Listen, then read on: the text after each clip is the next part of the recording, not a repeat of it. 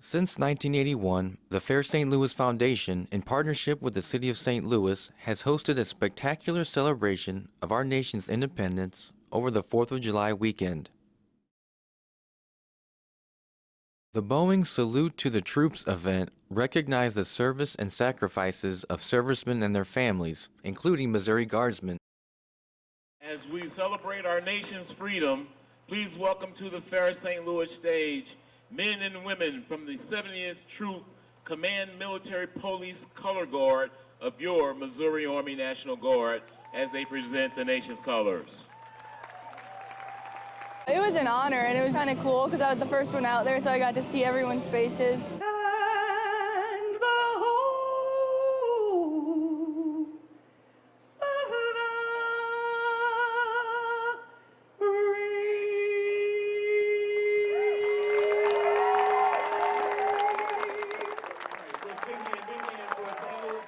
Thank you for joining us in our salute to the troops. It is my pleasure at this time. Service members and their families were honored and recognized with a Reserve Center section during the event. The event paid special tribute to Gold Star families. A Gold Star family references the Gold Star Service flag, an official Department of Defense symbol for a family that has lost a loved one in a combat zone. For me, it's very important to remember the men and women of the armed forces, not only the ones that are currently serving, but the ones who have served. And we need to do everything we can to thank them for everything that they do. Being with the families of the fallen soldiers that were with us, that was definitely a reminder that a lot of sacrifice has been made. The reason why we're able to celebrate our nation's independence is because of the many, many sacrifices of the men and women, the members of our armed forces. I will tell you that there's about 100 men and women there whose loved one gave the ultimate sacrifice so we could be here.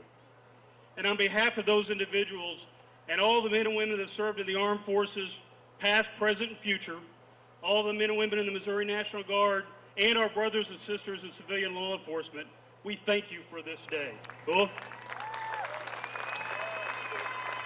The Army National Guard has identified 62,000 survivors of Army soldiers to this date throughout the country. And we've got about 118 standing right here in the middle of the field, and I'd like for you to show them your appreciation for the sacrifices that they are enduring. I lost my son, Matthew Walker, on June 5th, 2014. He was on patrol in the Paktika province in Afghanistan. He was on the top of a vehicle, and he was attacked by an RPG, and he died that way. We can never honor enough those family members that have lost a loved one in defense of this country, and with well over 100 family members here, and it was just a very humbling event. The event concluded with a formal presentation of a new home to a service-disabled veteran through the nonprofit organization Operation Homefront.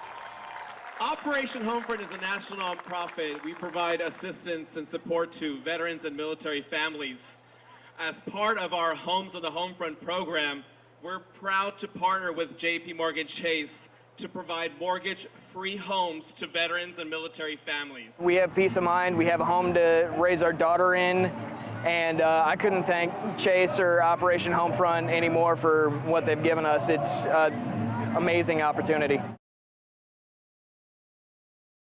As a kid, I always celebrated this holiday, and I didn't really think much of it, and then I actually joined, and I realized how much people sacrifice for us, and it's just an honor to be able to be a part of that.